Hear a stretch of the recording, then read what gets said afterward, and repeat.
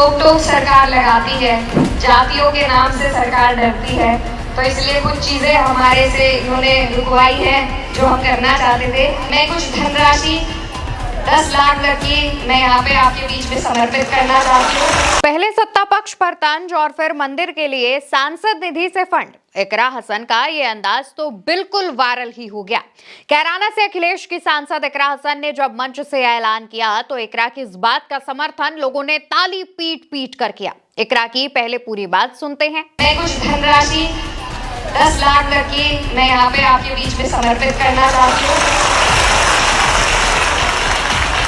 तो जिस भी हिसाब से हम लगा पाए प्रयास करेंगे कि उसमें बचाव भी रहे और काम भी हो जाए। तो ये मेरी तरफ से एक छोटी सी आप लोगों के लिए भेंट है, आपके आश्रम की तरक्की के लिए, और जो हमारे महापुरुष हैं उनके दिखाए रास्ते पर आप और हम सब चल सके, उसके लिए ये मेरी तरफ से एक छोटी सी भेंट आप सबके लिए। और आप सबसे मैं यही प्रार्थना करती हूँ कि मैं भी आपकी छोटी बहन हूँ, मुझे अपना आशीर्वाद जैसे पहले दिया है ऐसे बनाए रखे। बहुत बहुत शुक्रिया। दोस्तों, इकरा ने मंदिर के लिए फंड भी दिया और इसी दौरान भाजपा का काला चिट्ठा भी खोला और बोरा भर भर के जो खुलासे किए हैं ना, उस पर तो बात करेंगे ही, लेकिन पहले जरा कार्यक्रम के बारे में जान लेते हैं। दरअसल दोस्तों, शामली के ऊन कस्बे में ज्ञान भिक्षु महाराज की 173वीं जयंती मनाई गई। कार्यक्रम में सांसद इकरा हसन भी पहुंचे और उन्होंने धार्मिक सद्भावना का एक बड़ा संदेश देते हुए बाबा समनदास मंदिर के निर्माण कार्य के लिए अपनी सांसद निधि से 10 लाख रुपए दान दिए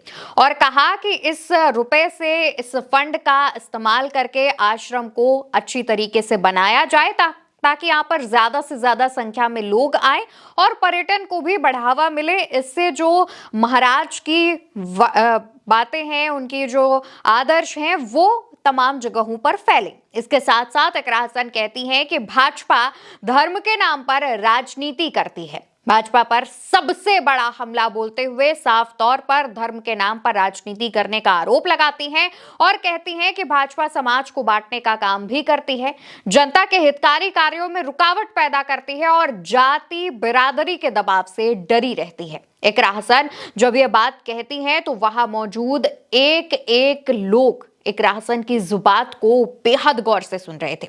सरकार की वजह से वंचित वर्गों का नुकसान हो रहा है, इस पर भी इकरा हसन बात करती हैं और कहती हैं कि भाजपा की वजह से जो पिछड़े तबके के लोग हैं, जो वंचित समाज के लोग हैं, उनको और ज्यादा कष्ट झेलना पड़ रहा है, उनका और ज्यादा नुकसान हो रहा है। इसी के साथ इकरा हसन समाजवादी पार्टी का नाम लेकर कहती हैं कि समाजवादी पार्टी सबको साथ लेकर चलने की कोशिश करती है और इसी बात में विश्वास भी रखती है। इकरा हसन जब भाजपा पर तंज कस रही थी और समाजवादी पार्टी को लेकर के भी खुले तौर पर बात कर रही थी और कह रही थी कि समाजवादी पार्टी सभी को साथ लेकर चलती है, तो उनके इस बयान को वहां मौजूद जनता ने सराहा भी। इस दौरान जो नारेबाजी है वो भी हुई। इकरा हसन के सामने जो जनता मौजूद थे, आप उसकी संख्या भी देख सकते हैं। तमाम लोग इकरा हसन को सुनने के लिए पहुंचे हुए थे।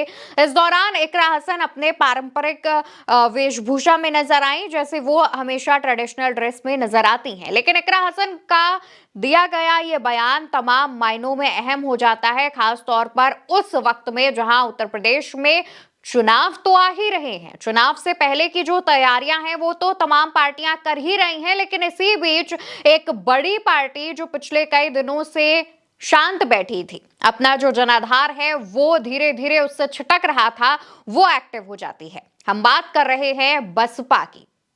बसपा बहुजन समाज पार्टी और उसकी सुप्रीमो मायावती की।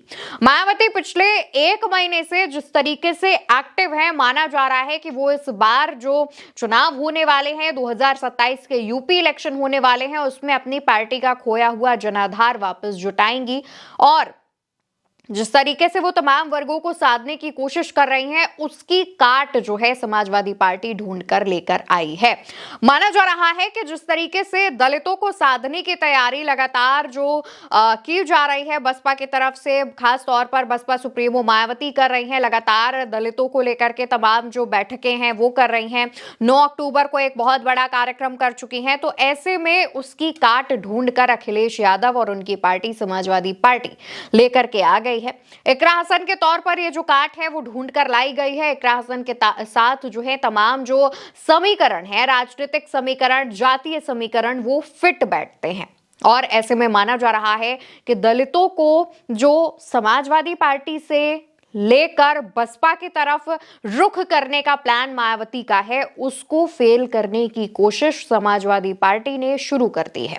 राजनीतिक विश्लेषकों के भी अगर हम बात माने तो उनका कहना यह है कि यह फैसला सपा की समावेशी राजनीति की दिशा में एक बड़ा संदेश साबित हो सकता है। और ऐसे में उनकी जो महिला ब्रिगेड है, जो महिला सांसदों की फौज है, उन्हें अखिलेश यादव ने खुद ये बड़ी जिम्मेदारी सौंपी है और साफ तौर पर उनको बिठाकर तमाम चीजें समझाई गई हैं, बताई गई हैं, रणनीतियां तैयार की गई हैं और उसके बाद ये जो चीजें हैं वो आपको जमीन पर दिख रही हैं। क्या वाकई इकरा हसन मायावती की जो दलितों को लेकर के स्ट्रैटेजी चल रही है, रणनीति चल रही है, उसकी काट बन पाएंगी? क्या वाकई इकरा हसन मायावती के इस प्लान को फेल कर पाएंगी और अखिलेश यादव के दावों पर, वादों पर खरी उतर पाएंगी? ये तो आने वाला वक्त बताएगा। लेकिन इकरा हसन इन दिनों जिस तरीके से अपने बयानों को लेकर वायरल रहती हैं, जिस तरीके से अपनी चीजों को लेकर चर्चा में रहती हैं, वो ये बताता है कि आने वाले समय में इकरा हसन अपनी राजनीति का लोहा मनवा सकती हैं। दोस्तों, इकरा हसन की बहुत ज्यादा उम्र नहीं है, पहली बार की सांसद हैं और जिस सरल अंदाज में लोगों के बीच पहुंचती हैं, लेकिन उनके जो तेवर हैं वो काफी कड़क नजर आते हैं। वो भाजपा के अच्छे और पुराने सांसदों के छक्के छुड़ाने के लिए काफी हैं।